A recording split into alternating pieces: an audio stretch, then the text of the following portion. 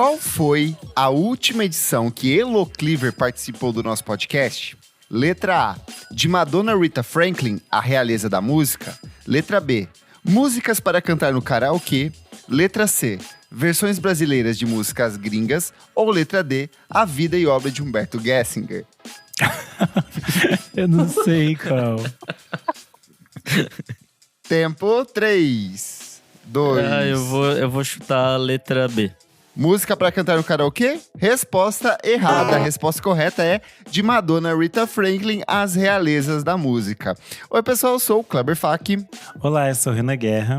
Eu sou o Nick Silva. E no programa de hoje, isso sim é um comeback. Ou será que não? A gente vai conversar sobre artistas que voltaram à ativa ou iniciaram uma nova fase em suas carreiras depois de muitos anos. Hoje, como vocês já perceberam, estamos sem a participação da menina Isadora Almeida, que entrou de férias, mas peraí, que barulho é esse? Tem alguém aí? Deixa eu pegar meu tabuleiro Ouija aqui. Tem alguém aí? Comunique-se, converse com a gente. Quem é você, espírito? Alô? E aí, pessoal? Temos a volta dela, menina Elo Cleaver. E aí, Bem-vinda. gente? Tô viva, hein? Voltei, meu Deus. Quem é você? Para os ouvintes que não te conhecem, você... Tem gente que começou a ouvir agora, ainda não começou a ouvir os mais antigos. Quem é você, menina Elo Cleaver?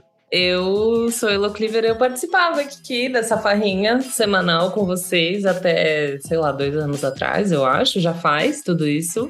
Na verdade, 3 anos já. 3? É, a gente fez Uau. 5 anos de podcast. Foi em 2020 Meu que você Deus. saiu, não foi? Foi quando É? eu fui fazer meu mestrado. Nossa, muito tempo. Mas eu produzia a revista Balaclava e trabalhei na Balaclava, coisinhas da Balaclava. E é isso, tô muito feliz de estar aqui. Obrigada pelo convite. Bora lá. Boa. Mas antes, o que é Renan Guerra? Antes, você deve seguir a gente nas redes sociais, @podcastvfsm no Twitter e no Instagram. Você também pode avaliar a gente na plataforma de streaming que você está nos ouvindo. Então, dê 5 estrelinhas, se tiver espaço para deixar comentários. Comente coisas positivas e belas. E, além disso, você pode apoiar o nosso trabalho em padrim.com.br/podcastvfsm. A partir de R$5 você tem acesso a vários programas com bastante antecedência.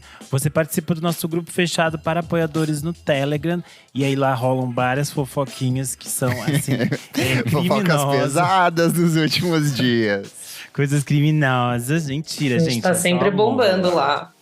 E, além disso, você assiste as nossas gravações ao vivo. Hoje temos sala cheia, né, Kleber?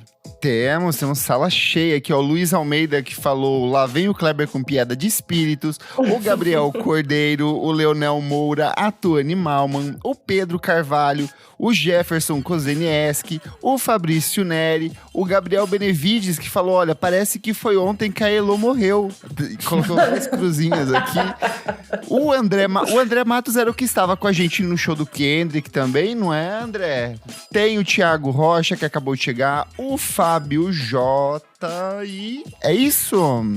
Deixa eu falar, a galerinha permaneceu aqui de quando eu fui aumentou, embora. foi você sair e encheu de gente. É verdade. Finalmente eles falaram. Mas tem galera que permaneceu aqui, porra, que eu lembro. Gabriel Benevides, André Matos, o pessoal tá aqui. Amei. Arrasou.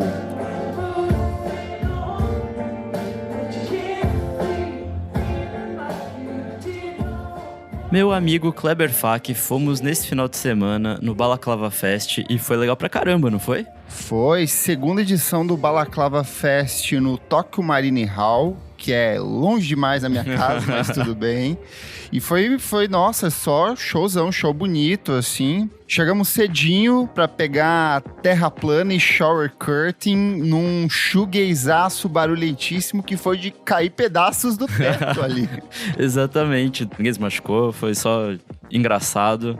E foi um puta show, assim, eu esperava que tocasse um pouquinho mais de terra plana, né? Eles tocaram mais, acho que da Shower Curtain. Mas, de qualquer jeito, foi uma união legal, assim. Foi bem divertido. E já começou, tipo, barulhentíssimo o festival. Sim. Foi a terceira apresentação deles que eu vi esse ano. E, nossa, o som deles é muito bom. Dá pra sentir cada texturinha das guitarras ali. Em seguida, a gente viu PVA que eu confesso que não me pegou muito. Foi uma vibe meio indie anos 2000, um pouco de industrial, um pouco de synth, uma pegada eletrônica.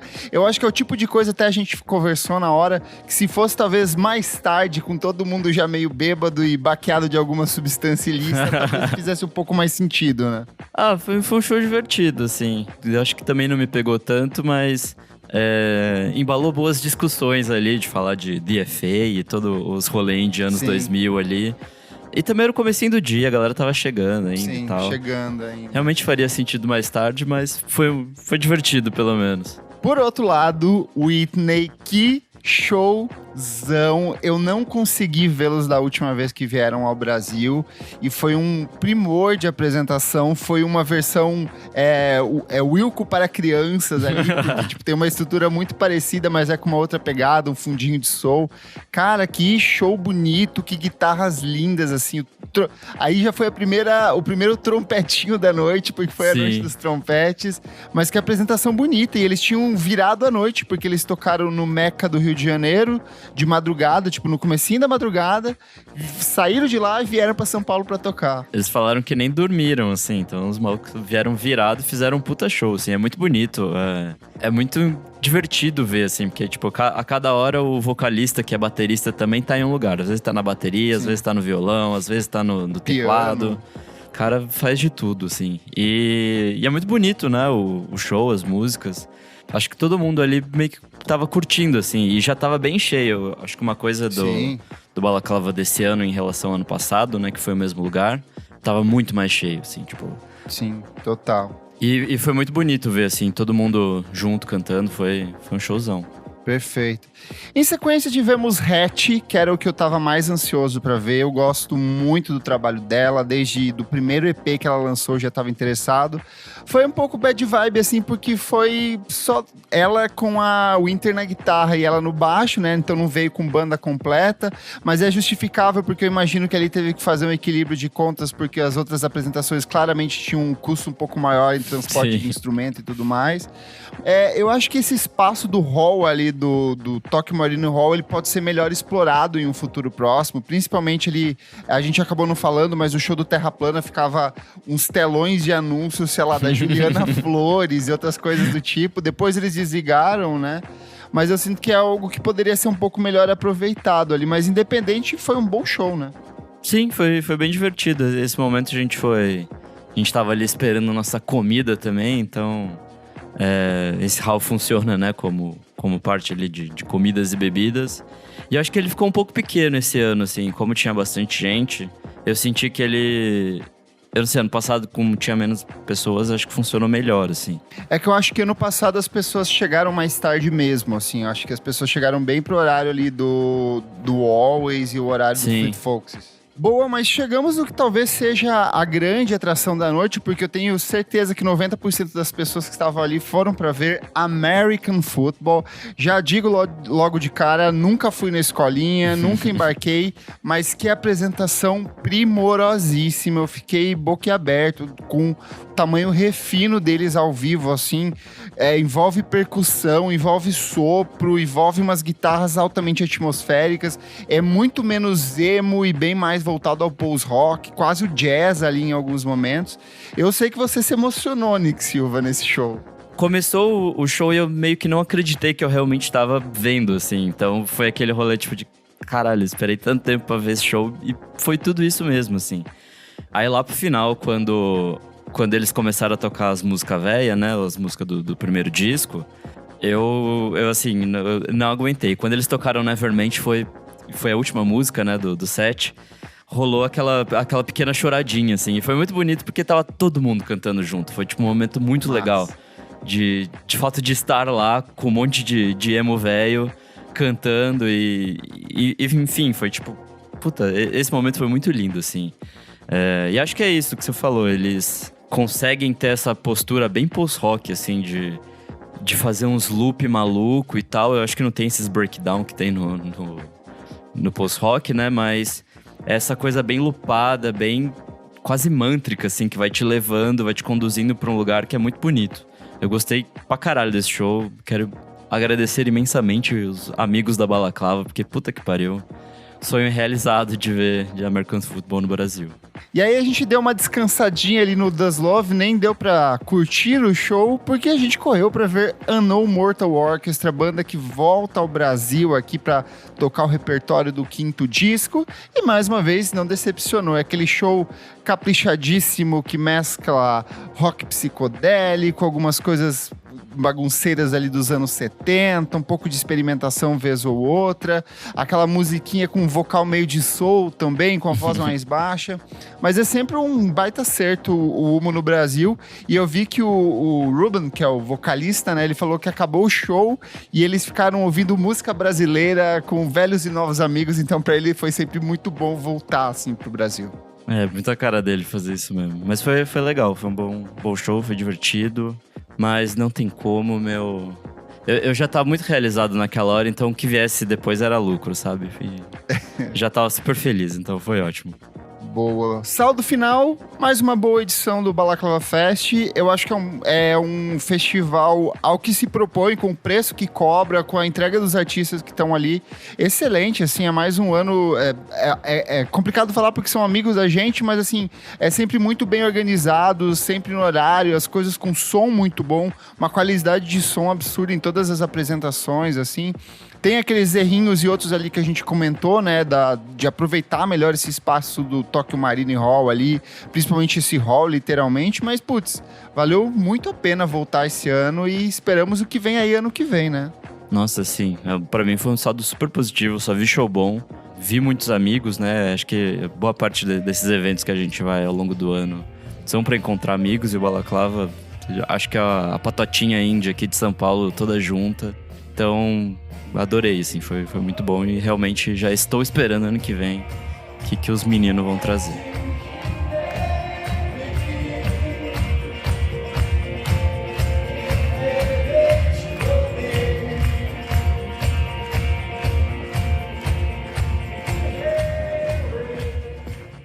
Vamos falar sobre música, meus amigos? Bora.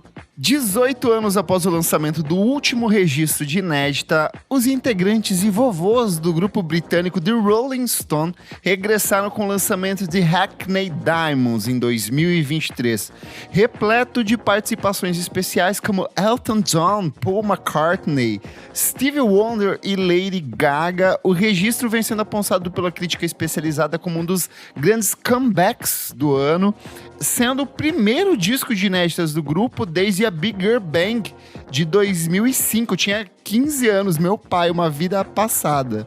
Mas será que esse retorno dos dinossauros do rock, dos Rolling Stones, é de fato um retorno? Porque em 2016 a banda já havia lançado o Blue and Lonesome, que é um disco de blues com releituras para obras de outros artistas, e a banda também nunca se manteve longe dos palcos, né? Chegando inclusive a se apresentar no Brasil na mesma época em que lançou o último disco.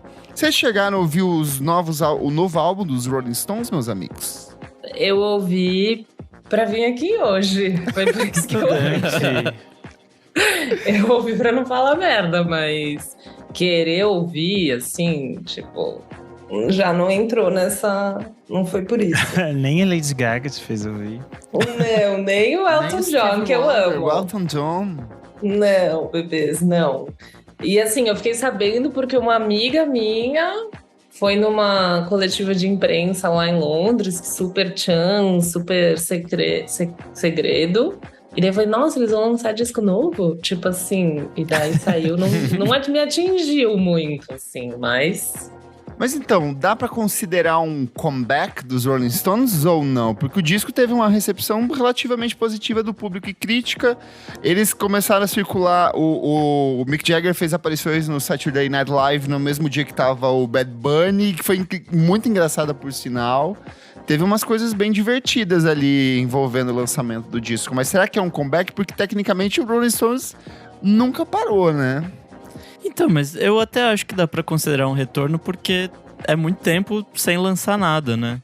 A gente tem esse retorno de a banda acabou e aí volta, que pode ter uma configuração diferente ou não, mas também tem essas bandas que, sei lá, hoje em dia fazem uma coisa a cada 10 anos, assim. A gente vai trazer mais exemplos que são assim, mas... sei lá, eu consideraria sim que é um comeback, pelo menos aos estúdios, né? Hoje em dia, com essa coisa de cantora pop, eras, essas coisas, elas ficam 2 dias sem o Instagram e daí já falam, o comeback da fulana. A pessoa ficou 2 dias ali. Não postou um stories, né, gente? Ela tá fazendo um comeback agora porque parece que ela atingiu a raiz. E aí é uma nova era. Aí esses conceitos ficam meio… num limbo estranho, assim. Mas eu acho que pra mim, geralmente, tem que ter um amplo tempo e tem que ter alguma mudança, tem que ter alguma coisa. Porque senão não tem esse clique, assim. Porque na prática tem, sei lá, a gente pode pensar em conceito de reunion, de bandas que ficam muitos anos afastadas e eles voltam pra fazer turnê. É o caso, sei lá, do Pavement, por exemplo. Eles ficaram muito tempo, eles se reuniram de novo, mas eles não lançaram voltam de 10 em 10 anos. Mas eles também não lançaram disco e não devem lançar disco. Não é um plano deles lançar disco. E tem outras bandas. O próprio Titãs também, que a gente viu esse ano, assim, tecnicamente é uma banda que continuou nativa, que nunca deixou de se apresentar. Porém, com todos os integrantes ali reunidos, não dá pra não considerar como um comeback de fato, né? Então, mas eu classificaria como uma reunion. Eu fiquei na dúvida, eu fiquei dividido. Porque, por exemplo, Elton 30 anos, a reunion. Não é um comeback. Não é um comeback. Porque elas não vão voltar. As Sheilas deixaram claro que elas não estão voltando, elas estão ali só fazendo um feat especial. É que, por exemplo, dos Titãs, é a reunion que mais mentiu pra gente, né? Que toda semana diz, gente, agora é o último. E aí lança mais um, aí faz mais um. Mas agora a gente vai fazer só Nova York, gente. Já acaba, tá? Calma o coração. Precisa ter um disco novo lançado ou só o retorno aos palcos ele já vale como um comeback? Sei lá, às vezes é melhor nem lançar, né? Porque tem certas coisas aí que… Tem isso. Sei lá, é The Drive-In, que foi um disco que até o público recebeu medianamente bem, assim. É um disco que eu falo, precisa? Não precisa. Eu fui hoje no mercado, só se falava de outra coisa sobre esse disco. Então, sabe? E aí, acho que tem outros exemplos até desses… Próprios Los Hermanos, assim, as músicas do EPzinho que eles lançaram, é uma coisa que você fala, tipo… Cara, eu acho que mesmo? nem os fãs compraram essas músicas ali. Foi, tipo, tão… E acho que o fã do Los Hermanos hoje em dia já sabe que vai sofrer, que não vai ter nada novo. E só o que fez ali nos anos 2000 é o que importa e foda-se, sabe? Mas eu vou falar que eu prefiro muito mais isso do que voltar com um disco, tipo… Por exemplo, esse retorno do Rolling Stones, eu achei bem qualquer coisa, assim. Até adorei que a Pitchfork deu uma nota baixa, alguns veículos deram nota baixa, porque vem as Rolling Stones da vida, daí dá 5 estrelas, e aí o disco é qualquer nota, sabe? Mas eu prefiro muito… só porque os velhos estão vivos e lançando coisa. Eu acho que, tipo, Bob Dylan acontece a mesma coisa também. Nossa, o The Who quando voltou também, várias bombas. Não. Mas assim, eu prefiro muito mais que não lance, que faça de vez em quando um reunion de cada 10 anos pra fazer o quartinho novo da filha, repintar a parede, do que vir com um disco que, tipo assim, às vezes estraga aquela discografia que meio que tava perfeita, sabe? Às vezes eu acho que o comeback seria legal se tivesse esse juízo de valor, assim, já, sabe? A gente considera um comeback uma coisa que deu certo. Se não deu certo, foi um flop.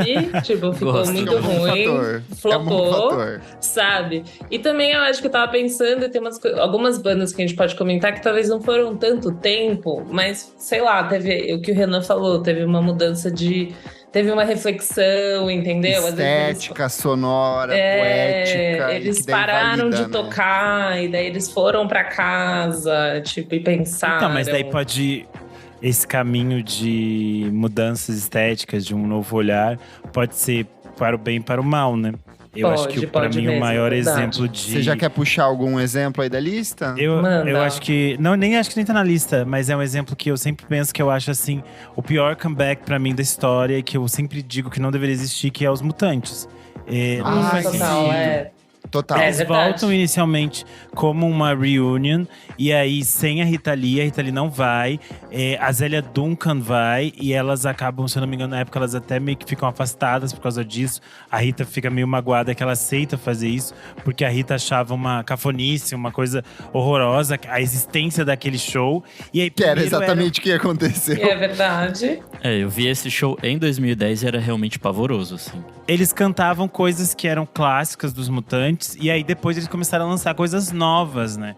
E aí eles têm uma nova vocalista, umas outras coisas. E essa fase é bem complicada, assim. Porque aí os lançamentos são muito ruins e os shows ficam cada vez piores. É tipo assim… E aí as pessoas compram essa história de os mutantes. Mas não são os mutantes, gente. É os velhinhos ali que… tava ali. Mas isso é mó sacanagem pra vender ingresso, né? Porque não é um comeback, porque não é a mesma coisa. Tipo, não é a banda ali, não é a mesma coisa, mas é, sei lá, o capitalismo torando aí, que eles querem o gancho. É tudo uma questão de gancho. O Arnaldo voltou nessa época ou era só o Sérgio? Eu não lembro mais. Estavam os dois. Mas é que o Arnaldo sai depois e fica só o Sérgio lançando os discos, né? Isso. É verdade, é. Mas, ó, eu quero falar de um bom aqui, é o primeiro da lista, porque eu acho que ele representa muito disso, tanto na questão de eras, quanto de comebacks, que é o caso do David Bowie, né? Então ele passou uma vida inteira com vários lançamentos diferentes, várias propostas criativas, cada novo disco era uma estética diferente, ele meio que vai pavimentar aquilo que a Madonna vai consolidar ali nos anos 80 e 90, nessa questão dos artistas que vão trabalhar discos por eras, né? Mas depois que ele lançou o Reality em 2003, o Bowie praticamente desapareceu, assim. Ele aparecia vez ou outra nas TVs, fazia um showzinho ou outro. Fez o banco acho que dele. eu acho que ele tocou com Arcade Fire, assim, numa época, inclusive. Inclusive, tem um documentário que está sendo produzido para mapear o que o David Bowie fez nesse período de 10 anos, onde ele simplesmente desapareceu, né? Que é a relação dele com a família, o nascimento da filha pequena dele lá. Mas ele volta em 2013 com um puta disco muito bom, que é o The Next Day, que foi tipo um disco assim que meio que, uau, David Bowie voltou fazendo rock, pegando e mostrando que ainda é tão intenso e relevante quanto antigamente. Mas eu acho que o que é o mais impactante foi depois que ele desapareceu de novo, e aí ele volta com o Black Star, que é uma das grandes obras que a gente teve ali na última década, e que é praticamente assim um canto do cisne, ele é um lamento, uma despedida, uma partida dele. Tanto que 2 dias depois que ele lança o disco, que ele lança no dia do aniversário dele, né, que é no dia 8 de janeiro, no dia 10 a gente tem a notícia do falecimento dele em virtude de um câncer, e que ele já gravou esse disco já em um estado bem avançado, né, de tratamento contra o câncer. Mas assim, são 2 obras que eu acho que mostram diferentes propostas de um comeback. O que vocês acham? Eu acho que talvez possa ter a ver com essa relação dele ser uma figura que sabe lidar com a mídia. No sentido de… Quando ele vai fazer um lançamento, sempre que ele ia fazer um lançamento, a gente tinha uma hiperexposição do David Bowie. A gente tinha imagens dele, a gente tinha toda uma criação artística em torno daquilo. Mas quando ele não ia lançar nada, ele sumia. Ele realmente desaparecia, assim. E isso é interessante porque cria essa sensação de mistério. Porque tem outros artistas que estão constantemente na mídia. E aí você não tem essa sensação de que a pessoa tá fazendo alguma coisa. Você fica assim, gente, não vai pra casa trabalhar, sabe? Assim, tem coisa pra fazer, vamos fazer alguma coisinha. Você tá em festa na rua. Até o documentário que a gente assistiu, né, o Moon Age Daydream, ano passado, tratava muito disso, desses momentos que ele, sei lá, viajava pra algum lugar na Ásia e ficava lá um mês desaparecendo de todo mundo, sem qualquer contato, e de repente ele voltava com um show em estádio lotado, né? Eu acho que demonstra um pouco disso. Eu não sei também se esse disco já, o de 2013… ele já tava com câncer, já sabia que tinha alguma coisa assim. Eu acho que a gente pode pensar que o comeback tem a ver com esse mistério que a gente falou do tempo. E aí a gente pode pensar em vários artistas que nunca entram necessariamente em ato ou que somem. A gente sabe que eles estão fazendo algumas coisas paralelas, mas esses projetos que os tornaram famosos, eles estão tipo assim, ficam ali adormecidos. Eu acho que um caso simbólico é o do Portishead, porque eles meio que redefiniram ali o que a gente… a música nos anos 90, junto do trip hop, todo esse movimento. Então a gente tem vários discos importantes ali, os 2 discos de estúdio e o disco ao vivo. E aí, a partir depois disso, eles somem, né? E aí eles ficam muito tempo… A Beth Gibbons lança algumas outras coisas, eles têm outros projetos. Ela lança disco solo e um colaborativo com outro cara, se eu não me engano. Isso. E aí eles voltam a lançar disco só em 2008 com o Third, que é um disco bastante diferente, eu acho, das outras coisas. Que mostra uma maturidade. Eu vou falar, amigo… Eu acho que hoje eu vejo como o melhor disco da carreira deles, assim. Eu acho que… É bem legal, eu entendo a né? relevância do Dummy, mas eu acho que é um disco tão impactante quanto, sabe? Se ele não for até melhor.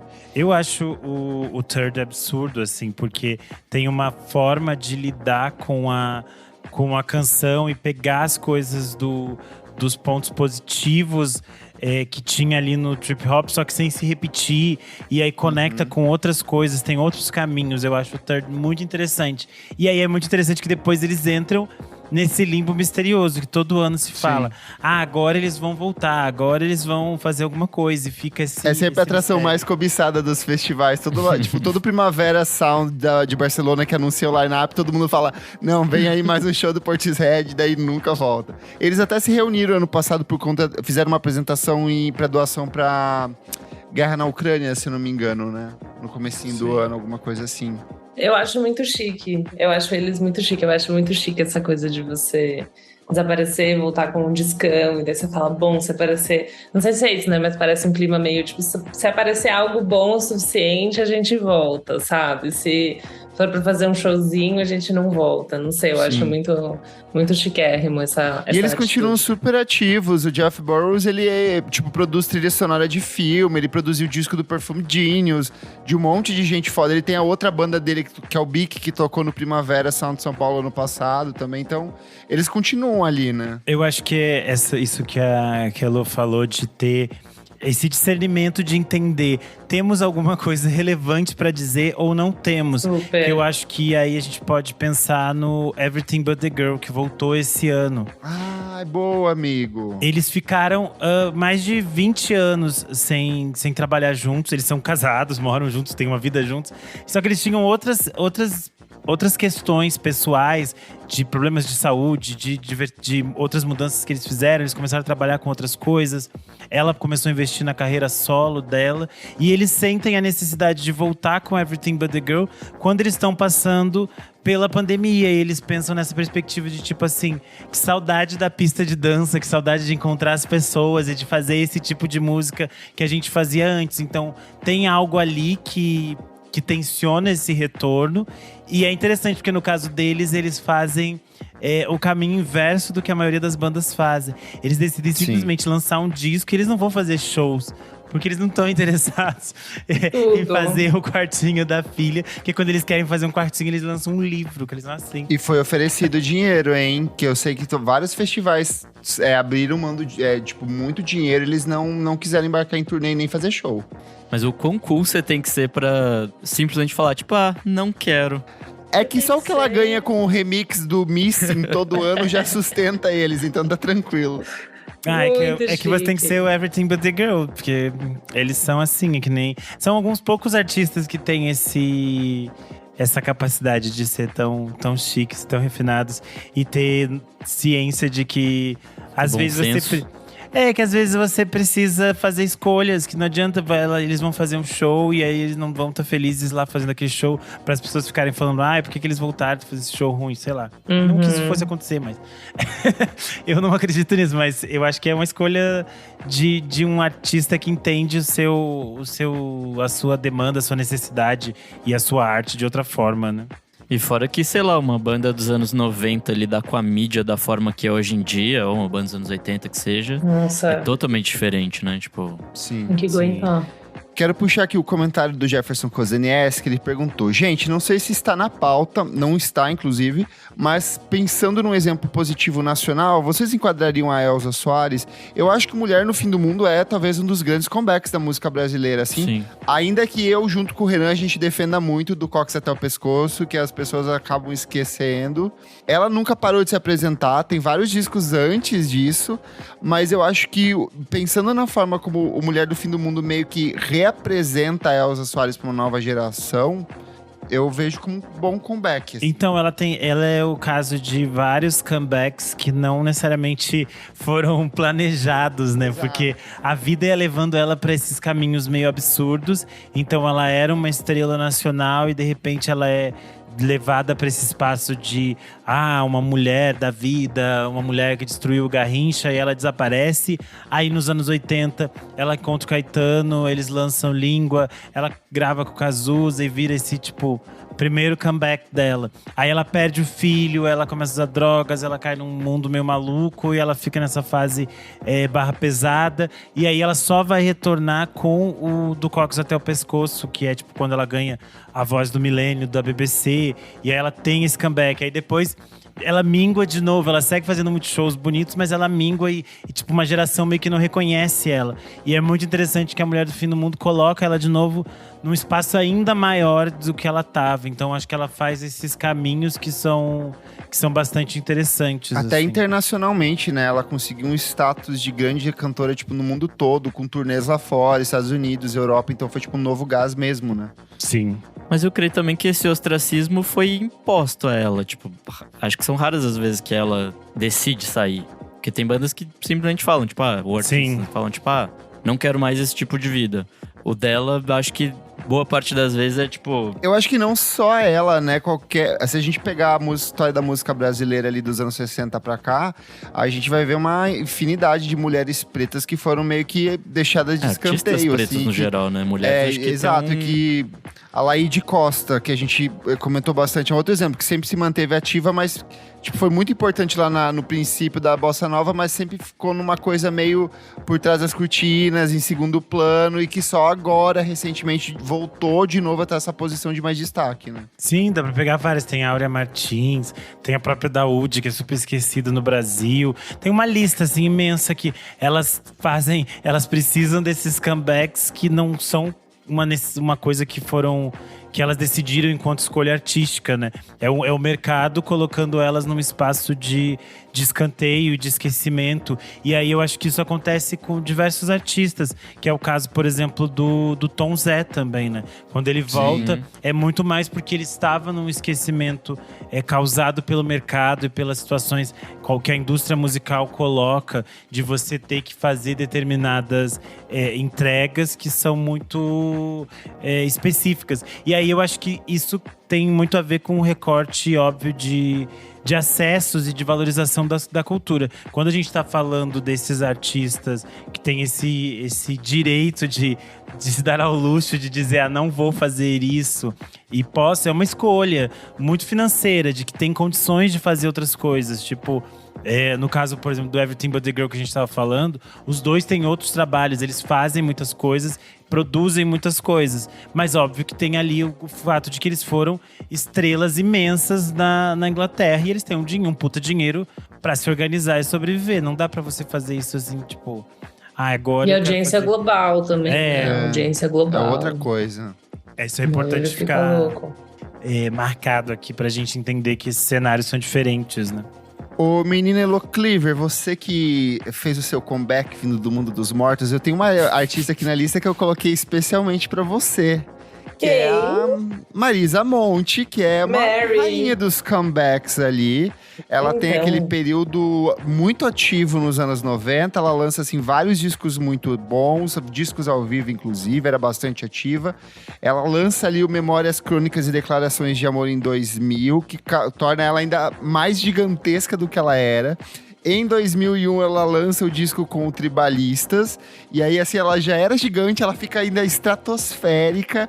E aí, ela decide desaparecer, né? Ela dá uma sumidinha ali.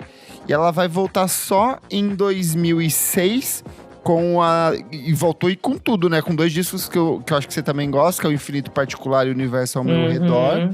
E aí, ela dá mais uma sumida, que ela vai voltar só em 2011 com O Que Você Quer Saber de Verdade, que também foi outro sucesso na época que saiu. E aí, mais 10 anos depois, pra ela primeiro voltar com os Tribalistas em 2017, que eu particularmente acho, meu Deus, horrível. Mas ela lança o Portas em 2021, que não só é um grande comeback, como foi provavelmente tenha sido um dos shows brasileiros mais rentáveis dos últimos anos, assim, né? Deixa eu te fazer uma pergunta que eu não sei, na verdade, se ela continuou fazendo show dentro de tudo isso. Eu, na verdade, nunca Não sei. Vez ou outra. Tem uma fase que ela para de fazer shows e ela faz aqueles outros projetos dela, como o Resgate da Velha Guarda da Portela, todo o Isso. documentário. Tem vários outros projetos. Ela não para de trabalhar, mas é muito Exato. interessante que eu acho que tá nesse aspecto de que a gente falou, por exemplo, do David Bowie, de sumir da mídia e entender que é o momento de voltar para esse outro espaço. Então ela cria coisas, ela tá ali trabalhando. Principalmente composição. Tem muitas músicas nesses hiatos que são outros artistas que estão lançando, mas são composições dela. Assim. Sim, e tem essa coisa de ela tá fazendo outros processos e outros projetos. Por exemplo, antes de lançar o Portas, tem todo esse projeto de resgatar toda a mídia dela, tudo que foi lançado. Isso foi muito legal. E isso é um acervo absurdo, né? Que a gente sabe que a maioria dos artistas nem tem esse tipo de acervo, essas coisas se perdem. E dá um trabalho surreal reunir tudo. Eles reuniram tudo num site que é super interessante. Então acho que tem essa coisa de também saber lidar com a mídia e de saber o momento de aparecer e o momento de ficar recolhidinha. Eu acho que às vezes não tem um sentimento. Lógico, foram muitos comebacks, mas como é uma pessoa tão. Talvez seja só pra mim, né? Mas uma coisa tão presente de você ouvir esse nome que todo mundo conhece, músicas que todo mundo conhece, às vezes não tem um sentimento de sumiço. Sim. E também esse trabalho que ela fez Nossa, bom ponto. que ela fez de retrazer, né? Tipo, acho que chama o Memórias, eu acho que é o disco que ela também soltou em 2020, com umas versões ao vivo que, enfim, foi muito legal de ouvir, que eu acho também, como fã, você já ouviu todas as versões, né? Então, tudo Sim. que tem, assim, você já ouviu todos os ao vivos dela, começa a alimentar. Então, às vezes, não tem muito esse sentimento de sumiço, mas com certeza teve. E a cada novo disco dela, ela tem bastante disco, mas não são, tipo, tantos, né? Com certeza tem um sentimento de uma nova fasezinha. Pessoalmente, depois do O Que Você Quer Saber de Verdade, não teve nada que me fascinou muito. O Portas tem algumas músicas que eu gosto, mas independente, quando você é fã, tipo, chega um ponto, e quando a pessoa trabalha com tanta paixão, assim, você fala, ela tá fazendo o corre dela, sabe? Ela tá fazendo as coisas dela, tipo, ela não para, e eu acho que isso é muito bonito de ver. Eu acho que, voltando um pouco, fazendo um elo como próxima pessoa, que eu acho que é o sentimento que eu tive muito com a Gal Costa, assim, de tipo, ela tava fazendo muito show, ela tava no corre dela, algumas coisas a gente ouvia e falava, putz, outras vezes a gente ouvia e falava, nossa, demais, assim. São jornadas diferentes, mas eu tinha esse sentimento, assim, de nunca achar um flop. Não gosta. Não, eu ia gosto, dizer que tem essa relação que a Elo faz, tem muito sentido, porque quando a Marisa surge nos anos 90, ela meio que muda uma chavinha na indústria brasileira. Porque até o início dos anos 90, todos os artistas lançavam basicamente um disco por ano. E aí a gente tem, assim, uma caralhada de discos que não são bons, assim. Não tem necessidade de se lançar tanto disco.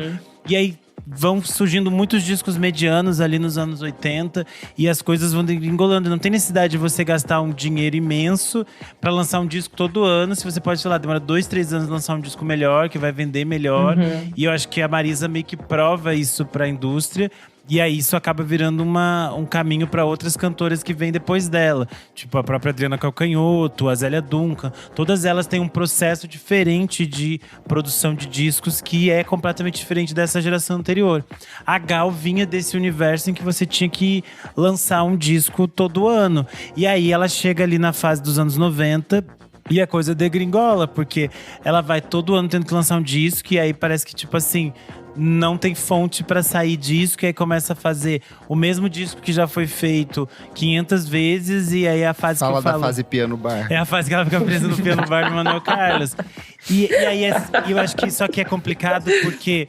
essas coisas, essas perspectivas que a gente tem da carreira dela se modificaram muito, né? Após todas as informações que a gente teve em torno da realidade financeira. Eu ia falar isso, que né? ela vivia. Que às vezes o lançamento tinha um motivo que a gente não sabia também. Sim, e aí era por isso que tinha muito mais a ver ela topar qualquer projeto aleatório, mas que era tipo, sei lá, dinheiro certo. Tipo, cantar Dorival Caymmi, cantar Tom Jobim não sei aonde, no coisa jazz aqui.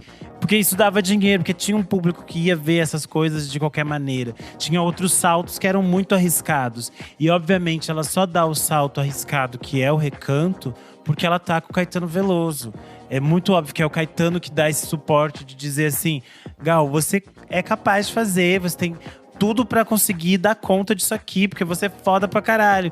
E eu acho que isso é muito importante pra ela posteriormente também assumir outros riscos, porque depois junto com o Marcos Preto ela também vai assumir outros riscos que são interessantes, nem todos são coisas que me agradam, mas eu acho que são muito ricas nessa perspectiva dela estar se encontrando com outros artistas, dela estar trocando com uma juventude e dela se sentir benquista e amada e cuidada por essa juventude de artistas que ela precisava disso, eu acho, para também trazer esse fôlego novo, assim, era algo muito, muito interessante. E acho que no caso dela tem isso, da gente ter outros… Ainda tá montando esse quebra-cabeça do que era, né? Sim. Tem um artista aqui que mais cedo você falou da questão do David Bowie, de saber sumir, de desaparecer, de criar um mistério. E tem um que eu acho que ele faz isso de uma maneira muito brilhante, que é o Aphex Twin. Porque ele teve uma produção muito gigantesca, assim, entre o final dos anos 80 e começo dos anos 2000, com obras que foram revolucionárias para música eletrônica. Eu acho que se hoje ele criou um gênero. Tipo, se a gente tem, por exemplo, Hyperpop, se a gente tem PC Music hoje, eu acho que foi ele quem lá atrás apresentou algumas direções, assim, de jeito muito, muito maluco.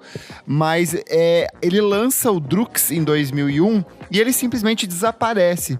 Só que foi o que as pessoas imaginaram, que ele tinha desaparecido. Só que ele começa a criar outras identidades paralelas, que ele lança trabalho sem qualquer divulgação, e aí os ouvintes vão meio que caçando e revirando arquivos. Então, vira e mexe, alguém aparece com, tipo, um disco de uma prensagem única, que é um teste de prensagem, que é um novo projeto que o Aphex Twin fez, sei lá, em 1993, que ninguém sabia que esse disco existia, e aí joga no Discogs, rolou isso com o Classic Windows, se eu não me engano, eles jogaram no Discogs, fizeram um financiamento coletivo pra meio que distribuir esse álbum pra galera, e aí depois chega pelos meios legais pra todas as plataformas, assim.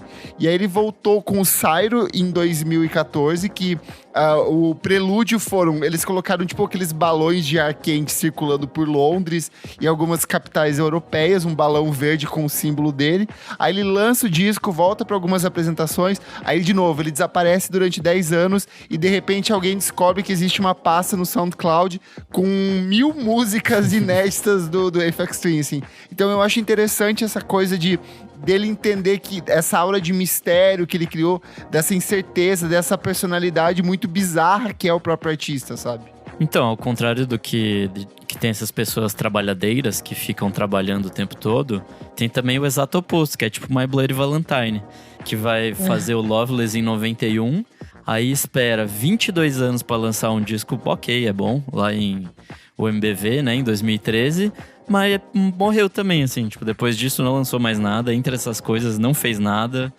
Então é meio que a banda que não quer muito trabalhar, assim. Talvez eu seria pouco igual eles, mas… Por outro lado, eles são ainda bastante ativos em shows. Vira e mexe, eles são headliners de festival, fazem bastante show na Europa, assim, só não vem pra cá, né, porque Brasil e o show deles é bem caro. Mas eles, de certa forma, eles continuaram bastante ativos. E vez ou outro, o Kevin Shields toca guitarra em alguma coisa, lança um single, tem relançamento de algum box. Então, entre os discos existe um espaçamento, mas a banda continua bastante ativa sempre, assim, também. É que eu pensei que você ia falar do D'Angelo. O D'Angelo é também um caso meio… Ele é um caso meio My Bloody Valentine, porque ele é perfeccionista até não poder mais, ele toca todos os instrumentos. Enfim, ele tem que ter o que dizer pra lançar um disco. Então, o último disco, que é o In The Black Messiah lá, ele demorou, sei lá, quase 20 anos pra fazer. Mas também teve todo o rolê de ser lançado junto com o movimento Black Lives Matter. Tem toda essa potência e toda essa poética nesse disco, então… eu acho que ele tem que minimamente ter o que dizer pra lançar um disco, assim, porque quando ele vai lançar as coisas lá nos anos 90 e 2000, ele é outro rolê, ele tá num rolê de jazz, tal, de soul.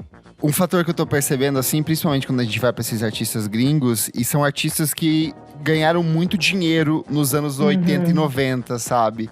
Então é uma galera que ainda hoje vende muito disco, são discos meio que foram marcos em movimentos específicos, os discos, o Brown Sugar é um dos marcos do Neo Soul, e é um disco que ganhou Grammy, que foi super bem recebido, então eu vejo meio que um padrão nesse sentido, sabe? São vários desses artistas que a gente tem na própria Marisa, Lauryn ganhou Hill. muito dinheiro ali, né? Lauryn Hill Lauryn até Hill é hoje. safada, Solo e nunca mais.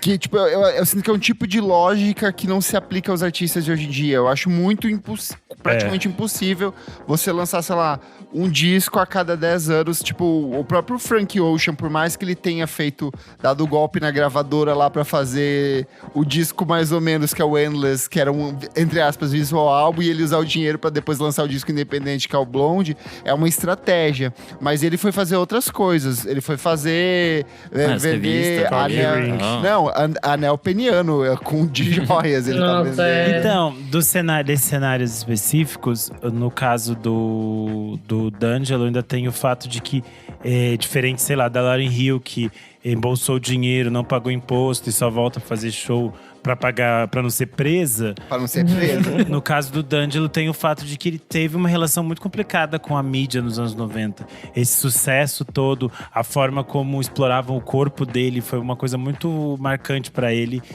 de forma negativa. Então ele tentou meio que cada vez mais tomar conta de todas as coisas que ele estava fazendo para que ele não virasse de novo um corpo sendo usado ali por essas pessoas. Mas eu acho que essa perspectiva do dinheiro é muito simbólica, que é o caso dessas artistas, das nossas bruxinhas que compram seu castelo e ficam trancadas e não saem. Que é o caso Fala da de Enya. mamãe. A Enya mora até hoje trancada num castelo. E também é o caso da Cara, Kate isso é Bush, real. que não faz show há séculos. Que na verdade ela quase nunca fez show na vida, né? Só que o fato Inclusive, na gravação que estamos fazendo, ela foi indicada ao Hall da Fama do Rock and Roll. E ela nem deu verdade, as caras. nem apareceu. Mandou a assessoria mandar um texto. Ano passado, com o sucesso de Stranger Things, dando ainda mais montes e montes de dinheiro pra ela, ela falou assim, valeu, galera, muito obrigado, mas não saio daqui, não. Ela não vai em nada, né? Eu vi uma entrevista com o Elton John falando que até no casamento dele, tipo, todo mundo só queria… A Kate Bush foi no casamento do Elton John, porque eles são muito amigos, e daí todo mundo só queria falar com a Kate Bush. Ele tava tipo, gente, é meu casamento e tal. E daí todo mundo só queria lá bater papo com ela, porque ela não vai em nada. E tem gente que nunca viu ela, assim. Ela também tem um lance muito do que rolou com o D'Angelo, assim, na época que ela lança o The Dreaming, ela foi super massacrada pela mídia inglesa, assim, tinha toda uma pressão nela. Ela começa muito nova, ela começa a carreira dela com 14, 15 anos, se eu não me engano. Sim. O primeiro disco dela é super… E ela já começou, tipo, com uma pressão muito grande. Por exemplo, eram os músicos do Pink Floyd produzindo os primeiros discos dela. Então tinha todo um lance de uma pressão, de uma cobrança da mídia. A gente sabe que a mídia inglesa é extremamente tóxica. Tanto que ela lança o The Dreaming, ela compra uma fazenda, ela vai lançar o disco seguinte, que é o Hounds of Love, gravando praticamente ele inteiro na fazenda. Ela só vai pro estúdio pra fazer algumas finalizações, sabe? Então acho que tem também esse padrão de, tipo, galera que foi muito massacrada não quer saber de voltar, sabe? Nem todo mundo tem o espírito de Madonna de saber lidar com isso, usar disso a seu favor, sabe? Não, é engraçado que não é só não voltar, é tipo, não voltar à civilização. É que ela já não fazia show. Se esconder. Ela já não fazia shows desde sempre. Ela fez pouquíssimos shows na vida, tipo, sei lá, uns 15 shows e disse, eu não quero fazer show. Ela já não fazia show. Então já era uma coisa. Ela fazia só, tipo, live de TV. Só que com o tempo ela parou até de fazer isso e não aparecia. Não vai nem eventinho, nem numa coisinha ali. Não vai, não quer. Tá certo, mas às vezes ela sabe também que não sabe segurar um show ao vivo. E tá tudo bem também, sei lá. Não, o show dela… show e tá aí. Os shows dela Ela fez uma série de shows agora. Ela tem 32 shows. Na vida? Sim. Ela fez uma série de shows em Londres em 2020, 2019, eu acho. E aí… Não, foi em 2014, na época, logo depois do… É na época que a que ela Bjork e a Arca lançou os vão shows, junto. Não, é bem depois, O filho dela tá grande, o filho dela pede pra ela que tem o sonho de ver ela fazer um show. E aí ela decide fazer, tipo, uns 6, 7 shows. E aí, todos os discos dela entram nas paradas de vendas da Inglaterra. Aí, óbvio que ela não vai sair de casa, né, gente? Ela vendeu uma caralhada de dinheiro. O show foi só a galera, só os amigos. Mas eu acho que tem nesse caso, tem o fato de que a Kate Bush é uma artista que ela faz todas as coisas, né? Então, quando ela vai produzir um disco, ela produz cada detalhe. Tudo é pensado por ela. E aí, o Nick ia falar da Fiona Apple. A Fiona Apple também tem isso. E aí, a Fiona Apple também entra nesse mesmo cenário que a gente falou. Uma artista começou muito jovem, a mídia expôs ela de muitas maneiras. Conseguiu ganhar muito dinheiro, mas penas muito pesadas em torno disso e acaba ficando reclusa para cada vez mais ter a liberdade de produzir as suas coisas da forma que quer. E aí, no caso dela, é tipo assim, vou ficar aqui gravando os cachorros e colocar os cachorros no disco e o disco vai ser o quê? Obra de arte. Gente, eu tenho dois aqui que eu preciso citar, porque já tá indo pros finais aqui, que são dois nomes importantes da década de 90. Eu vou citar o Dinosaur Jr., porque em 1997, após o lançamento do Hand It Over, o Dinosaur Jr., que na época era praticamente um projeto solo do Jay Mascis, encerrou suas atividades. O Jay Mascis foi fazer outras coisas em carreira solo mesmo. Na prática, a banda já quase não existia, porque o Lou Barlow e o Murphy, eles saíram entre o final dos anos 80 e começo dos anos 90. Então era um projeto só do Jay Mascis. E aí começou a se criar uma ânsia, assim, desse retorno do Dinosaur Jr. Ninguém tinha muita mais fé nisso, de que eles iriam voltar. E eles voltam em 2007 com um disco muito bom, que é o Beyond, que é um dos melhores discos da carreira deles. E com essa formação original, né? Com esse trio que ficou com o trio mais histórico, a formação clássica. O Lou Barlow e o Jay Mascis aparentemente fizeram as pazes, voltaram a se relacionar bem nesse intervalo de 10 anos. E eles lançam ainda em sequência vários outros discos muito bons. Os três discos da volta são ótimos. O trabalho ótimos. Seguinte, o Form, pra mim, assim, é excelente. O Form é uma das melhores coisas, assim, que eu vi na minha vida. É um puta disco pesado, sujo, carregado, assim. E Bet on the Sky também, que é uma coisa mais pop, é maravilhoso. É que assim, depois eles continuaram lançando, eles lançaram mais uns outros dois depois do disco de 2012. Tem o de 2016, que já não são tão... que é ok. O de 2021 é bem qualquer coisa, pra falar a esquecível, verdade. assim, Mas ainda assim, eu acho um puta comeback, porque é uma banda que foi seminal pra essa cena de rock alternativo dos anos 80 e 90, influenciou um monte de gente e sumiu. Então eu acho legal que eles tiveram a oportunidade de voltar e sentir esse apreço do público, assim, de valorizar uma obra que foi muito importante, que muitas vezes acaba não acontecendo com muitos desses artistas, né? Acho que o Pixies e o Breeders também tem um pouco disso, de acabar, voltar.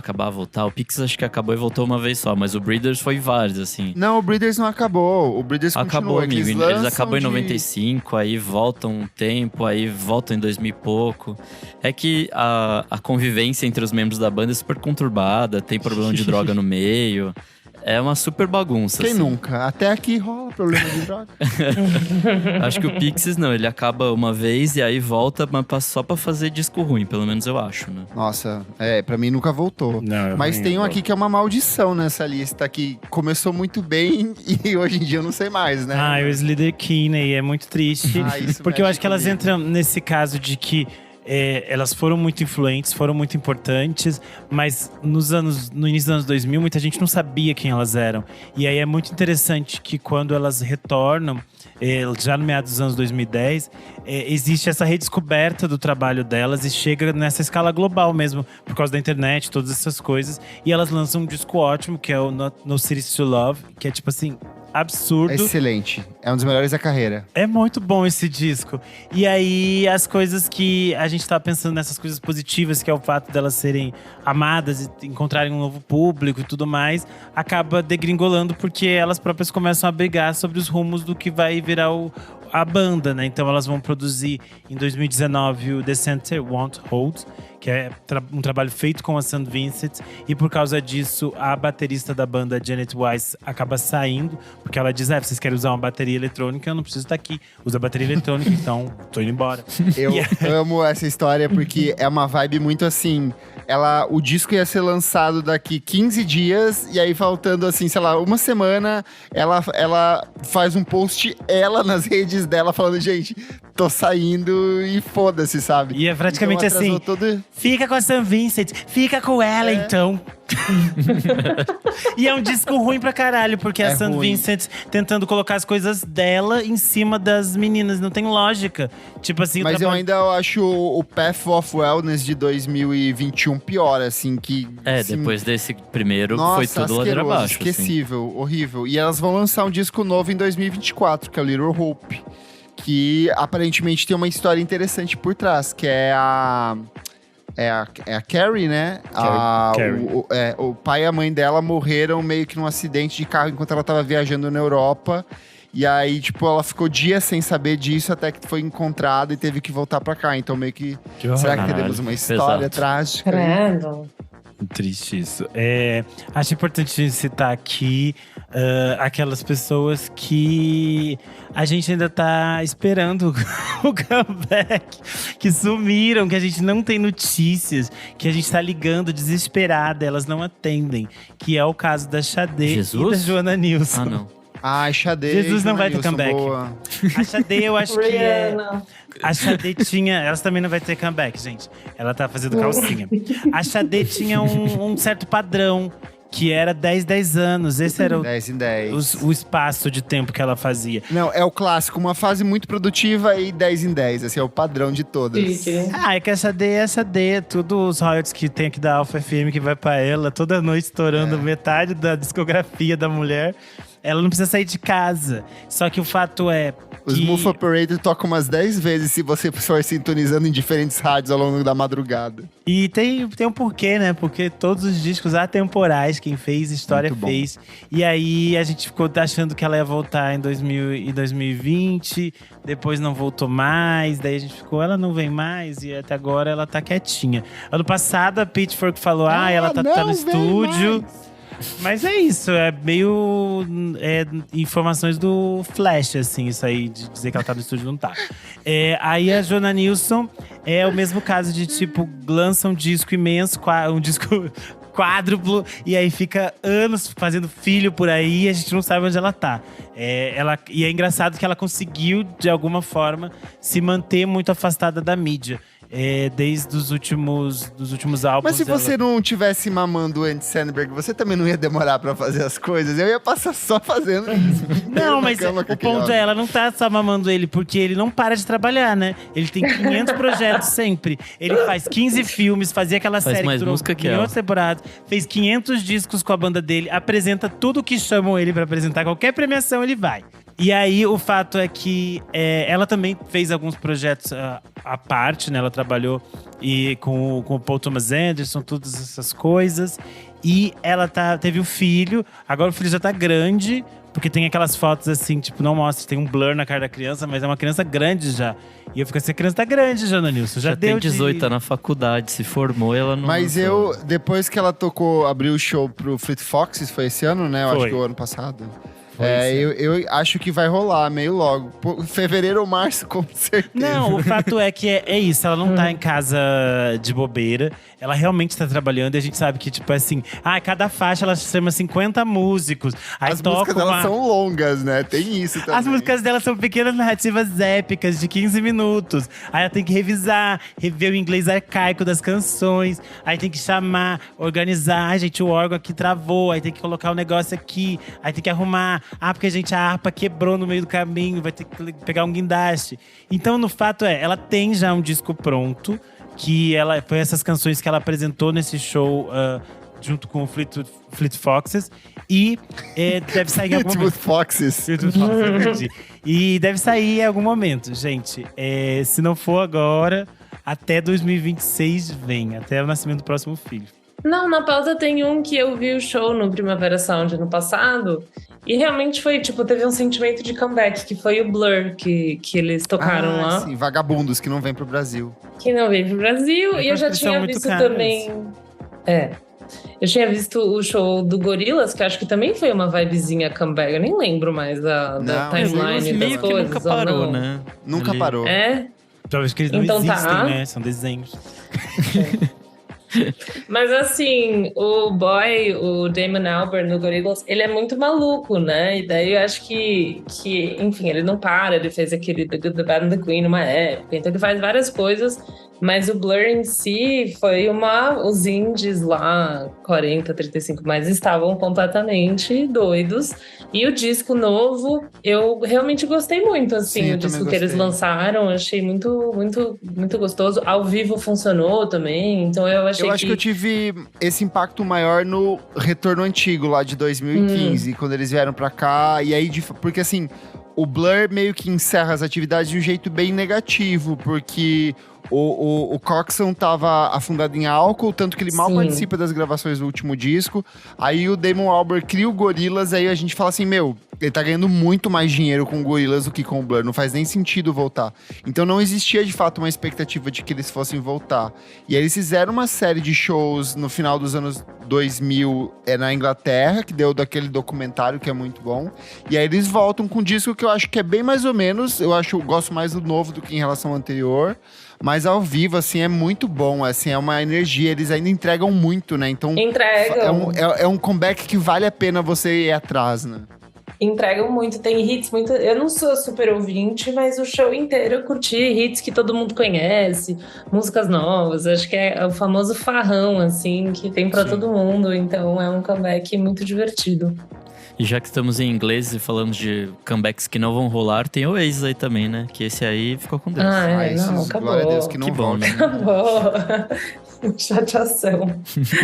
Mas eu só pra fechar um aqui, que foi um comeback que eu faço questão de trazer, porque de fato foi bem importante nos anos 2000, que é o que rolou com o Green Day, assim, porque foi uma banda que foi muito ativa no começo dos anos 90, no final da década de 1990 dá uma esfriada ali com os discos deles. O Warning foi um disco que já teve uma recepção muito neutra / negativa por parte da crítica e do público, mas quando eles lançam o American Idiot em 2004, isso aqui foi uma coisa assim muito estrondosa. Esteticamente eu acho que moldou uma boa geração do jovem roqueiro do Brasil dos anos 2000. A questão, quantos homens que a gente não viu que usava a gravatinha vermelha com a camisa Roupa preta. Girl. Take it easy, girl. Não, mas foi, tipo, aqui Não no Brasil. foi, eu tipo, uma sei. febre. Não tô falando pra você, tô falando pros homens mesmo. As menines. Não, apesar dessa estética emo, né? Tipo, e eles não fazerem parte do rolê emo sonoramente, mas que eu eles sinto moldaram que muito. esteticamente eu acho sim. que a estética do Green Day é muito mais impactante do que My Chemical Romance ou qualquer outra banda dessa época, assim. Principalmente aqui no Brasil, a galera replicava o look igual, maquiagem. Tem aquele vídeo Confissões de um Emo, que era o viral no YouTube antigo, sabe? Era Total. muito nessa pegada. Muito bom. O disco fez muito sucesso, vendeu 16 milhões de cópias de disco. Ele venceu o Grammy na categoria de melhor disco de rock do ano seguinte, assim, e meio que deu um novo fôlego pra banda continuar. Fora que tocava muito nas rádios, até hoje, assim, as rádios brasileiras, ainda assim, tipo, as músicas desse disco tocam pra caramba, assim, sabe? Só bomba depois, mas... Mas você teve os clipes, né? Torava ali. Sim, na MTV também, torava esteticamente. O que eu só comentei no começo de uma banda que talvez não é um comeback, mas pra mim tem um sentimento, só pra eu falar, que eu não sei se vocês vão concordar muito, mas é o caso do Paramore, assim, que eu acho que eles têm essa estéticazinha de sumir, fazer um disco muito, muito peculiar, muito diferente esteticamente. Eles lançaram agora esse último que deixa eu puxar os nomes, porque eu não anjo. This Is Why, é o último After This Is Laughter Why. de 2014, eu acho. Não, 2014, 2017, 18, 17. 19, 17. Então, tem esse sentimento que faz muito tempo. Eu tava nessa mesma coisa. Eu tava assim, cara, o Paramore, não sei o quê. Faz muito tempo que eles não lançam ideia. Eu fui ver After Laughter 2017. Eu falei, caralho, nossa, tá bom. Então, eu acho que... E antes disso também tem... acho que 2013. Então não são tantos anos, mas eles também que acho que eles esse mudam drama de muito. tipo, parar, cada um vai fazer suas coisas. A Hayley também fez uns projetos solos, e daí eles Ela manda mudam, e daí metade da eles banda embora. voltam. Que tem esses BOs, tem os BOs com os Tem os homens, BOs tem essa reflexão de dela relacionamento. própria. Aí tem, essa música eu não canto mais, depois eu canto. Aí tem essas mudanças também, acho que ela tem essas fases de amadurecer, de quem fez sucesso muito jovem. E aí às vezes tem que lidar com o fato de que as pessoas ainda são muito apaixonadas pelas coisas que você escreveu quando você era muito jovenzinha. Então deve ser uma coisa bem maluca. Isso deve ser muito Ela estranho. cresceu, agora é mulher. Nem todo mundo escreve um disco da Fiona Apple com 16 anos. Às vezes você é realmente um adolescente, normal. E eu acho que também tem esse trabalho, talvez um pouco até marqueteiro, de tipo, de fazer isso, né? Então, eu tava vendo desse disco novo, This Is Why, que é um disco também muito legal, tipo, sei lá, pra trajetória deles, eu achei um disco muito legal. E daí tem entrevista na Apple Music, sabe? Tem, tipo, assim, vamos falar tudo, uma vibe meio Oprah, assim, de, tipo, falar as coisas, né? De uma maneira muito intensa. E daí eu fui, e daí não sei o quê, sabe? Então, conversas sinceras. Então, eu acho muito, muito peculiar o jeito que eles trabalham essas voltas, que pra mim tem um sentimento de comeback, mas eu acho que é muito pouco tempo pra realmente estar estruturado como assim, mas eu acho que tem essa vibezinha pra mim, pela mudança de estética, que é o que a gente falou no começo, assim, de querer sentir que eles mudaram, sabe? Eu acho que eles conseguem trabalhar isso muito bem. Um comeback que eu não posso deixar de citar aqui é o LCD Sound System, que foi de fato final de banda, né? Inclusive gerou um dos filmes de show mais legais da história. E aí eles voltam, sei lá, uns 7, 8 anos depois, com um disco fudido de bom, assim. Então, eu acho que tem finais que vêm para o bem no final das contas, porque o James Murphy já tava, tipo, cansado, estressado, já ia possivelmente começar a fazer disco ruim, e aí ele acaba, e quando na volta muito bem. Não, disco ruim não vai, né? E a tendência é que se ele for lançar disco, vai ser cada vez mais em espaços de tempo, e ele adotou uma estratégia que eu acho que é muito inteligente pra ele, assim. Ele entendeu que o lance dele gosto de fazer shows, mas eu não gosto de excursionar. Eu quero que as pessoas venham aqui, vou fazer uma residência artística de, sei lá... Sim. Vou fazer 3 dias no final de semana em Nova York, quem quiser vir, que venha. Chega de turnê. E de fato, o turnê é uma coisa que desgasta muito os artistas, assim. Então, glória que a gente conseguiu. Eu consegui ver ele 2 vezes. Então, foda-se, faça seu rolê fechadinho com seus amigos. Fechamos, meus amigos. Fechamos. E você que está ouvindo, vai lá no nosso Instagram na edição desse programa e conta pra gente qual é o seu comeback favorito da história da música. Sentiu falta que a gente comentasse algum? Vai lá, conta pra gente, conta qual é a sua emoção, o que você sentiu com esse retorno desse artista tão querido, que a gente lê na nossa próxima edição do programa, ou você pode comentar também na caixinha de perguntas aqui do Spotify. Menina Elo Cleaver, a porta do além está aberta, já levantamos a tampinha do caixão, você já pode regressar a seu eterno descanso. Mas muito obrigado pelo seu breve retorno aqui ao mundo dos vivos. Obrigada, gente, eu amei, eu dou muita risada com vocês, pelo amor de Deus, muito engraçado. Parabéns aí, hein, pelo trabalho de vocês, que é muito babado. E me chamem mais. Na verdade, eu tô muito chata, né? Porque o Nick me chamou e eu tava tipo, bom, eu posso estar tais dias. Mas eu gostaria muito de ser chamada, porque é muito divertido. Mas muito obrigada pelo convite. Vezes. A gente renovou o pacto aqui, tem um outro bode pra gente cortar o cabo. São ridículos. Agora eu tô no Brasil, agora tá mais fácil. Agora eu sou brasileira de novo. E revista Balaclava, você ainda tá envolvida? Saiu? Revista Balaclava. Revista Balaclava. Tá em hiato, uma hora rola um comeback. Tá em hiato, tá o Coxadê. Vai ter um comeback, quem sabe, não sei. Quando fizer sentido pra gente, entendeu? Quando oferecerem R$1 milhão, a gente faz um comeback. E o novo EP e a carreira artística? Como também, quando me oferecerem muito dinheiro, entendeu? Eu tô esperando entrarem as propostas pra eu me decidir. Por enquanto, vocês falem com o meu assessor, eu não quero saber disso. Mas a revista, gente, Balaclava, dá pra comprar lá no site da Balaclava Records. Quem quiser, quem sentir falta, compre uma versão aí. Mas é isso, muitas mudanças. Azul. Muito obrigado, amiga. Tchau, gente, boa noite, viu? Muito obrigada. Vamos pro próximo bloco do programa. Não paro de ouvir.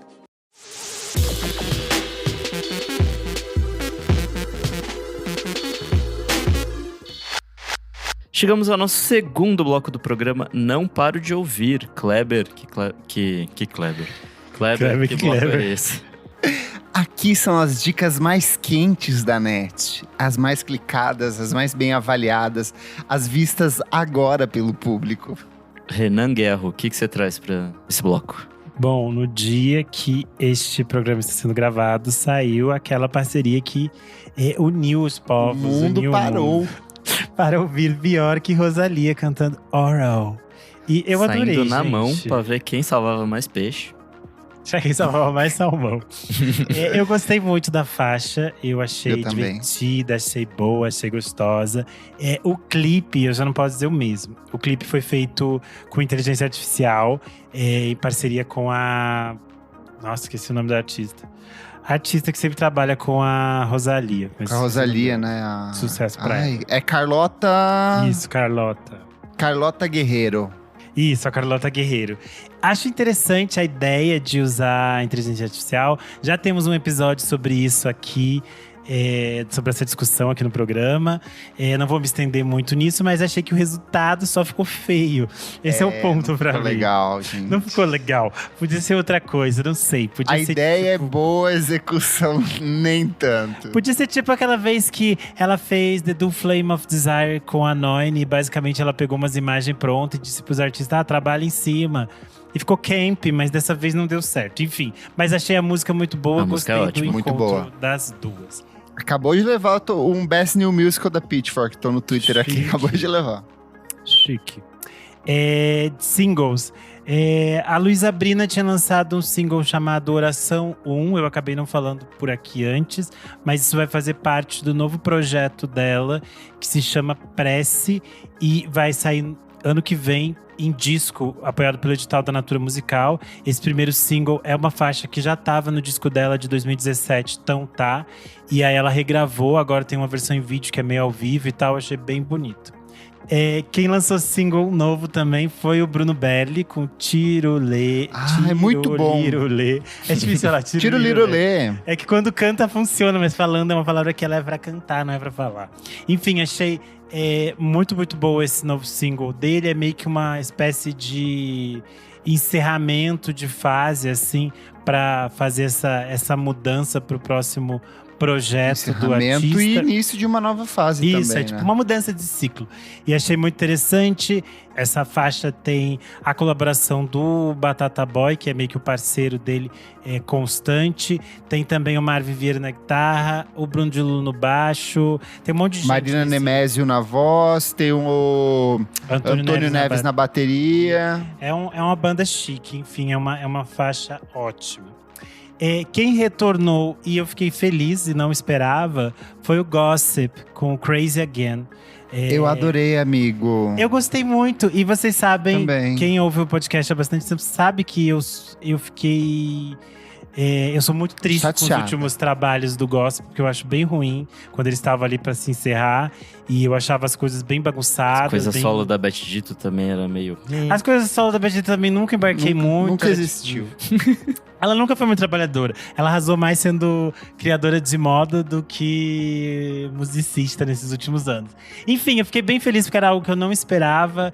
E achei super divertido essa faixa Crazy Again. Achei o clipe super legal. Eles vão lançar ano que vem o disco Real Power. Vai sair no dia 22 de março. Então tô bem ansioso, tô bem curioso. Era algo que eu não esperava, mas me surpreendeu. Também gostei. Dessas coisas, agora falando de disco, um disco que ficou pra trás, eu acabei não falando, é o novo do Ian Tó. Eu tinha falado por aqui do single que ele tinha lançado, mas não tinha falado do disco com o tempo que merecia. Achei bem interessante, é bem legal pra quem gosta dessa coisa da MPB, explorando diferentes cenários, conversando com outros gêneros. Acho o trabalho do Ian Tó sempre bastante rico. Ele é um compositor muito interessante, ele tem uma exploração vocal muito rica, então vale a pena conferir Sítio Arqueológico do Ian Tó. Além disso, o disco que eu mais ouvi nesses últimos dias é o do Pratagi, Curado ou Distraído, que eu Muito adorei. O Pratagi é um artista paraense que a gente vira e mexe, fala por aqui. E esse trabalho meio que tem alguns dos singles que a gente já havia recomendado aqui no podcast, tanto eu quanto o Kleber, porque são singles ótimos e é muito interessante como eles funcionam quanto single e como eles funcionam muito bem dentro do disco. É um disco muito bem amarrado, tem menos de 30 minutos e que é super gostoso de ouvir. Tem esse clima muito interessante do trabalho do Pratagi. Ainda tem participação do Ali Satter, da Terno Rei, para quem é fã aí também vale essa conferida. Então, Curado ou Distraído do Pratagi. É isto. Então, Kleber, sua vez. Bora lá, começando pelos singles. Brittany Howard, do Alabama Shakes, que eu já venho falando nas últimas semanas, anunciou que vai lançar um novo álbum, chama What Now, agora com data oficial pro dia 2/2 do próximo ano, e ela lançou essa música deliciosa que se chama Red Flags. É uma música que tem uma letra um pouco pesada, mas musicalmente ela é uma delícia, assim. Quem gosta de Alabama Shakes pode mergulhar de cabeça, mas ela tem um charme a mais porque ela tem esse fundo psicodélico, assim. Então vale muito a pena.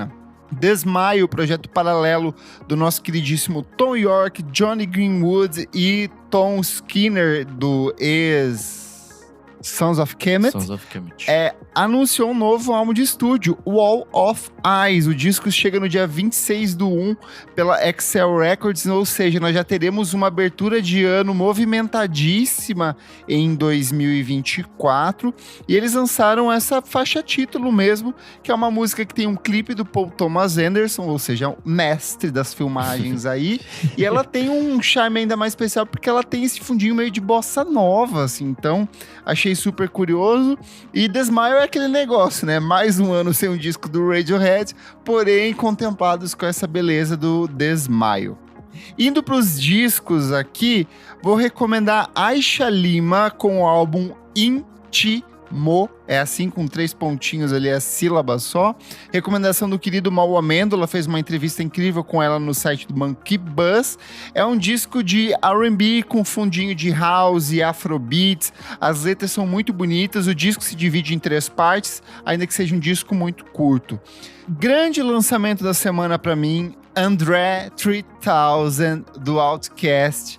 Voltou com um disco que ninguém esperava. Há 15 anos as pessoas, na verdade, esperam por um disco solo do André 3000, só que o que ninguém esperava é que seria um disco de spiritual jazz com música ambiente, onde ele não rima, mas ele toca flauta.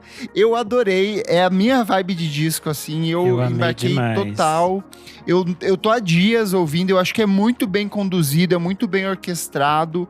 Ele e o Carlos Ninho, que é o parceiro de produção dele ali, tem uma galera dessa cena jazz de Los Angeles.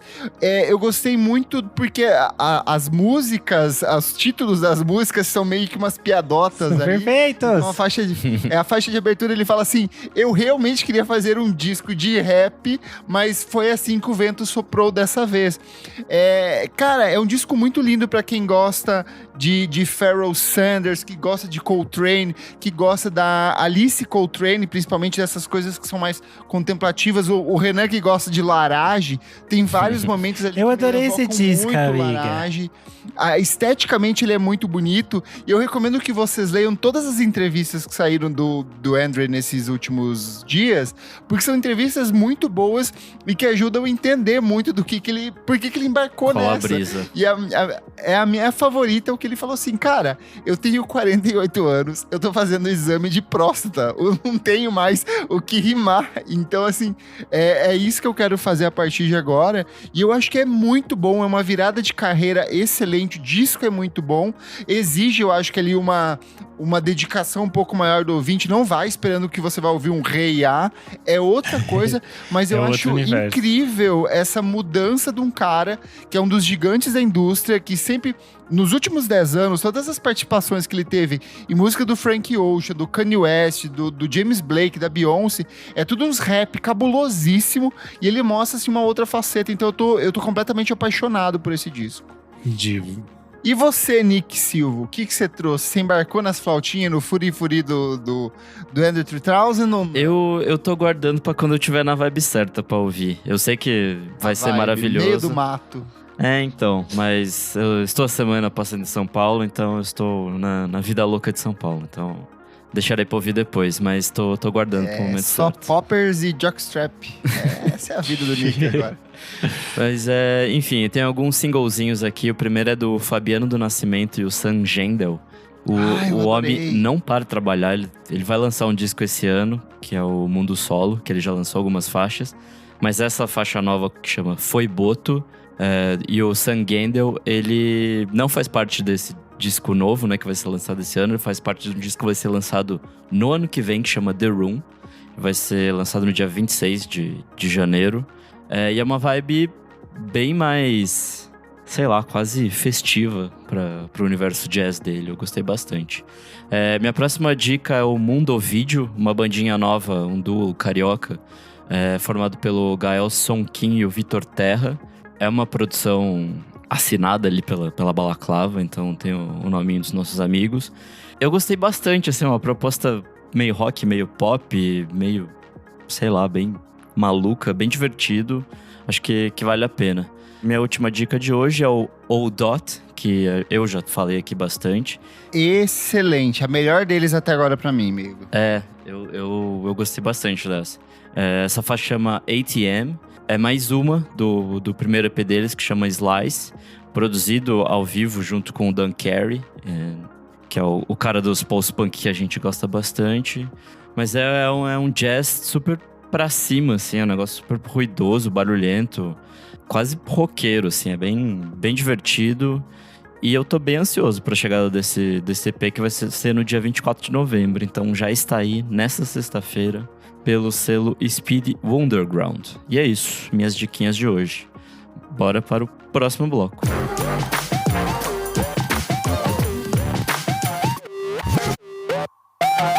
Chegamos aqui no terceiro bloco desse programa. Você precisa ouvir isso. Renan Guerra, você que é nossa militante de calcinha, o que é esse bloco? Nesse bloco a gente dá dicas atemporais do que a gente quiser. E o que você, nosso viajante do tempo que está atemporal, traz nesse bloco? Bom, eu trago um filme do Bruce LaBruce que chegou, enfim, ao Brasil, chamado Gerontofilia. Eu sou completamente apaixonado pelo cinema do Bruce LaBruce. Ele é um dos diretores fundamentais do que a gente chama de New Queer Cinema, a partir dos anos 90. Curiosamente, eu adoro que sempre usam essa informação, mas eu acho uma informação legal. Ele era um dos diretores preferidos do Kurt Cobain, que adorava os filmes que ele fez sobre nazistas gays. Então, era uma informação maluca que eu adoro trazer. Mas o fato é que o Bruce LaBruce é um nome muito cultuado, mas é muito difícil de achar os filmes dele no Brasil. Geralmente a gente só consegue assistir legalmente por aqui, em festivais, em coisas assim. É muito raro que algum filme dele esteja em alguma plataforma. E agora esse filme chegou no Reserve Movision, que vocês podem acessar pelo Prime Video. O Gerontofilia é talvez o filme mais palatável para o público comum do Bruce LaBruce, porque ele não tem sexo explícito, ele não tem nenhum zumbi matando ninguém ou transando com zumbis. Então é um filme mais assistível para você que é um público normal. E ele conta a historinha de um menino que é o Lake, e ele começa a trabalhar numa casa de repouso para idosos, e aí ele começa a se envolver com um dos idosos do ambiente, e eles vivem uma história de amor que não vê idades.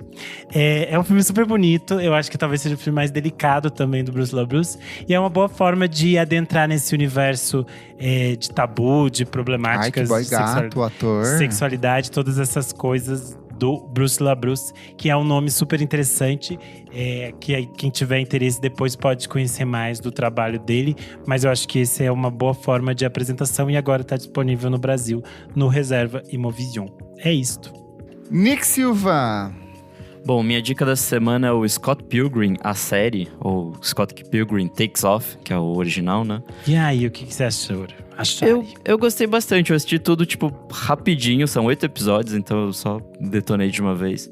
Eu gostei porque no começo eu pensei que ia recontar só a história do filme, porque basicamente eles trouxeram todo mundo pra essa animação, né? Todo mundo que fez o filme. Tem Michael Cera, Mary Elizabeth Winstead, o Kieran Culkin, tem todo mundo lá do primeiro filme. E aí eu pensei que só iam recontar a história e falar, e o primeiro episódio é basicamente isso.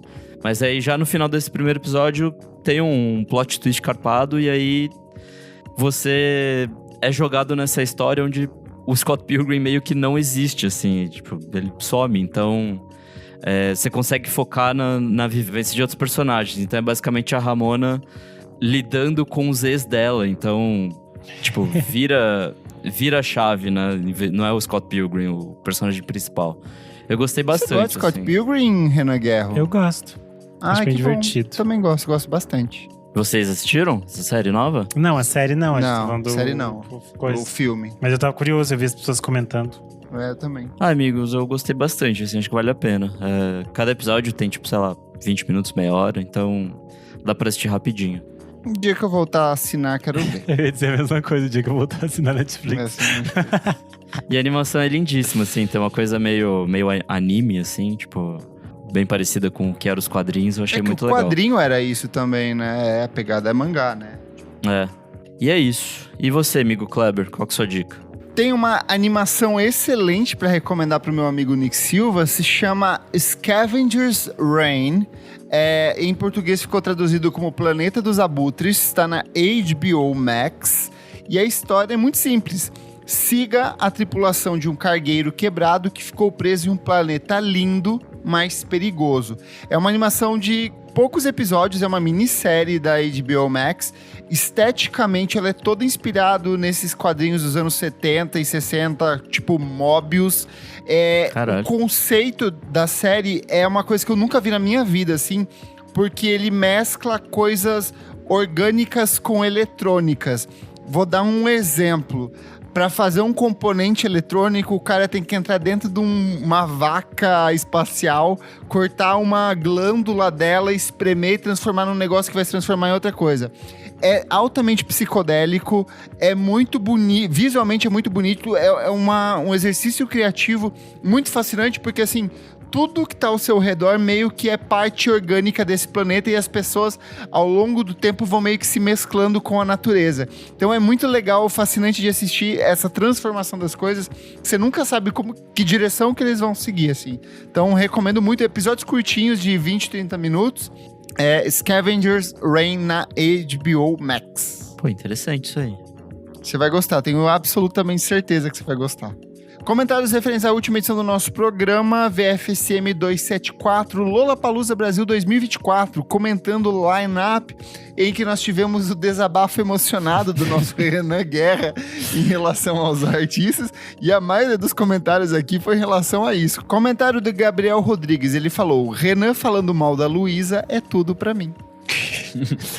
A Juladeira Fotografia falou: Renan, se sinta abraçado. Você falou que muita gente gostaria e não tem coragem pra dizer. Festival é isso, não tem unanimidade. Vai agradar a um e outros vão reclamar. O Lola era meu festival do coração, mas nem todo Pokémon evolui. Vejo vocês no Primavera.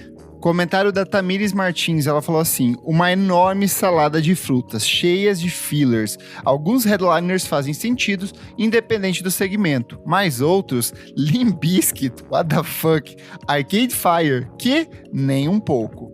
O Raiz Santorini falou: ri muito nesse episódio, a acidez do Renan me representa, mas o auge foi descobrir que a Stop Play Moon ainda existe. Certeza que geral foi correr pro Google pra descobrir quanto tempo dormiram. Amava muito. Comentário do Rodrigo Cipriani, ele falou: ouvindo o episódio pela segunda vez, pois só os comentários do Renan sobre Luísa Sonsa, entre aspas, e Manu Gavassi para salvar o meu dia. Ai. O @Amauri falou: Renan, estamos com você. Nick, chocado com a sua ausência nos shows da Cell. Ri bem nesse episódio, amigos, arrasaram. Muito obrigado. Desculpa, eu vou melhorar. Vou assistir um... Comentário do Vinícius Goulart, ele falou: o Arcade Fire foi headliner do Meu Colorama, que festival é esse? Que teve Aphex Twin, Six and Banshees, Belen Sebastian, Blur, Prodigy, etc. Em 2022 foi a atração surpresa do Coachella, porque obviamente a gravadora pagou pra fazer eles desaparecerem do cartaz pra não gerar polêmica. Concordo 100% que essas acusações são... cortou. E a gente não censurou ele, Ficou gente. mistério. Eu acho que ele vai defender o Arcade Fire. Não sei. Talvez no próximo episódio a gente descubra, ou nunca vamos descobrir. Esse episódio específico do Lollapalooza surgiu no dia do Carol Prado Palooza. Foi o dia que ela falou mal da Taylor Swift. Sim. E aí virou caos no Twitter. E aí eu amei que o @Shea falou, porque no episódio eu digo assim: qualquer coisa, vocês brigam com a Carol Prado, não comigo. Eu falei isso nesse episódio. E aí o Shea comentou: o episódio sair nesse dia de hoje, contendo a fala. Qualquer coisa, vocês brigam com a Carol Prado, não comigo. É demais pra mim. Banana preta, que é como a gente chama o nosso umbral, né? Chamado Twitter. Comentário do JC Eclético, ele que está aqui todas as semanas. Me incomoda o nome do Gil.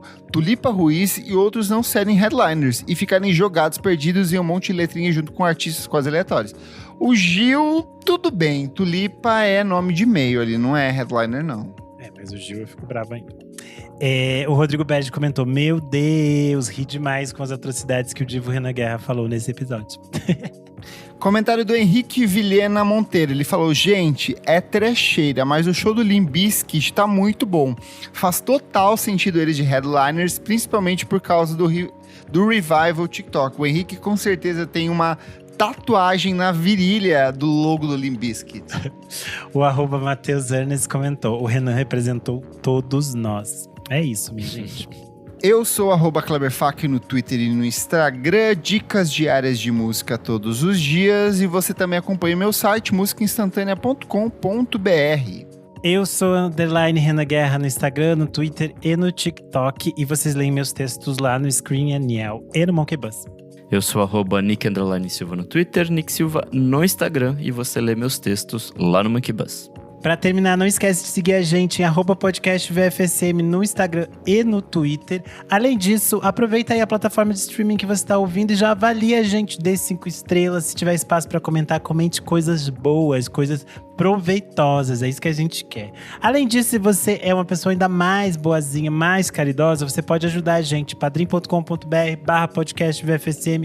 A partir de R$5 você pode ter acesso a muitas informações com bastante antecedência, participar do nosso grupo para apoiadores no Telegram e ouvir muitas fofocas cabeludas, e também participa das nossas gravações. Hoje estamos aqui até o final com sala cheia, não é, Kleber? Hoje aqui, ó, com a participação do André Matos, que mandou uma mensagem emocionante pra gente nesse final de semana. O Nick chorou. Temos também aqui o Leonel Moura, o Pedro Carvalho, que se emocionou ao som do American Football.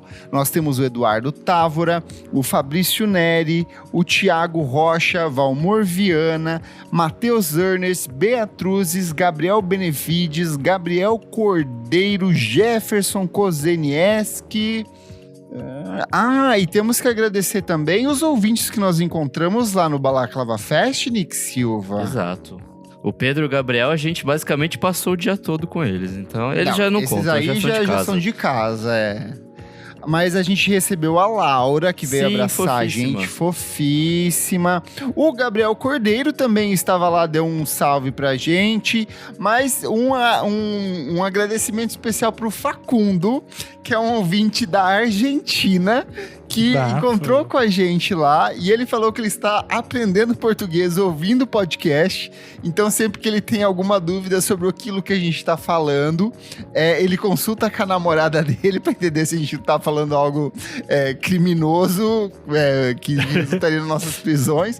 Mas ele falou que adora o podcast, estava lá curtindo com a gente, veio cumprimentar, muito querido. Muito obrigado, Facundo. E todos os nossos apoiadores, obviamente. É isso. Fechamos. Beijo. Não vai ter essa lógica, mas tudo bem. Tchau, gente. Chega.